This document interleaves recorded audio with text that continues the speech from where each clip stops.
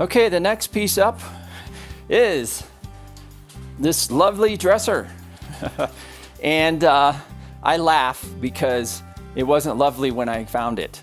So it is a modern piece of furniture. And this was a personal challenge for me. And it really turned out great. So it's kind of opened up a new realm of my furniture rebuilding and refinishing techniques. So this was built by a company in California, and it was just a lacquer dresser, flat, no personality. Or maybe back in the day when it was new, it had personality, but so I decided to take on the challenge. So some of the things that I did were, the first thing I did was I added a new frame to the base of this unit because it is a particle board furniture. Okay, it doesn't look like it, but it is. So this is a 2x4 frame and real thick wooden feet that are glued and screwed, and the base is glued and screwed, and that gave me a base and a foundation to add some framework to the inside of the piece to just give it more structural integrity, which is something I like to do. So plus that makes it easier to drag it around and move it around and everything. So here's a look real quickly at the bottom of this thing so you can see what I did. So that is an all new frame and all new real wood feet. So it's just some good 2x4 framework there, and see, it's been glued on.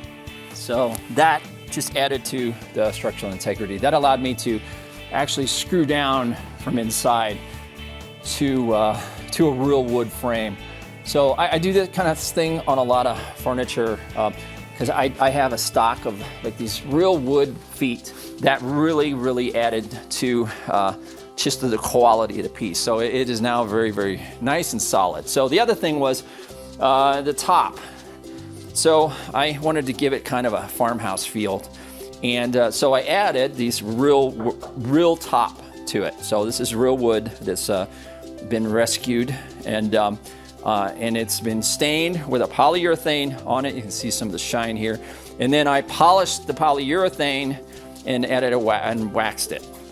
So it's got a really neat feel to it, and it's easy to clean. So any of my waxed furniture, you can just take a nice soft cloth and you can polish it. The front and the sides have also been polished. The hardware is new. So this is brand new hardware that I put on, just to kind of, match, just to kind of give it a new feel. I also added this application. This is a real wood applique. I've got two down there on the bottom. Okay, and these are epoxied on. So this is epoxied wood onto the face of this, and then, with the finish over the front. So the drawers, what I did with the drawers were, I painted the drawers in the inside. Okay, and the sides of the drawers are painted, the back, and so on. So, so it's got a nice look to it. There was a plastic on here, and this is a plastic paint that bonds with plastic. So this is a very, very good sturdy finish on here. I like to finish the inside of my drawers because it just gives them a new look and feel, and then it's just, I don't know, it gives it a new look and feel. And I like the idea of, when you pull a drawer out, that, it's not like stark white or unfinished wood sticking out. That's got a little, romance to it. That looks neat. That's just me. But that's the way I like my drawers. So, also with a lot of my pieces, or all of my pieces, I also finish the back in some shape or form.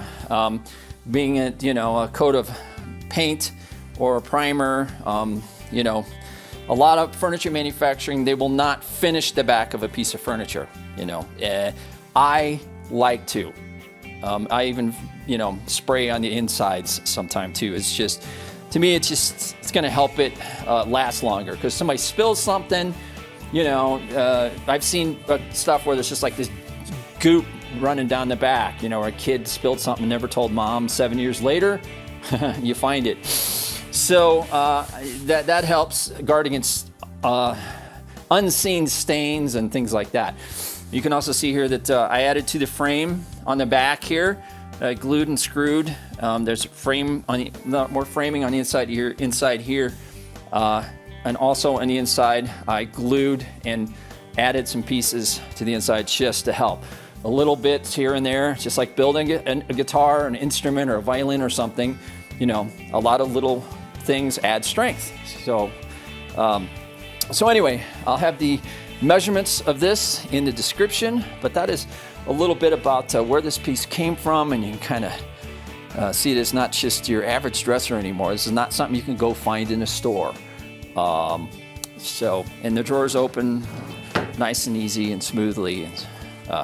So again, this is not an antique or anything. This was a modern piece of furniture that I gave some personality to, and it's priced pretty fairly. I'm not making them much on this one. If anything, the cost of materials and so on, I just need to cover, and or I'm going to keep it. You know, we're going to put it in the house.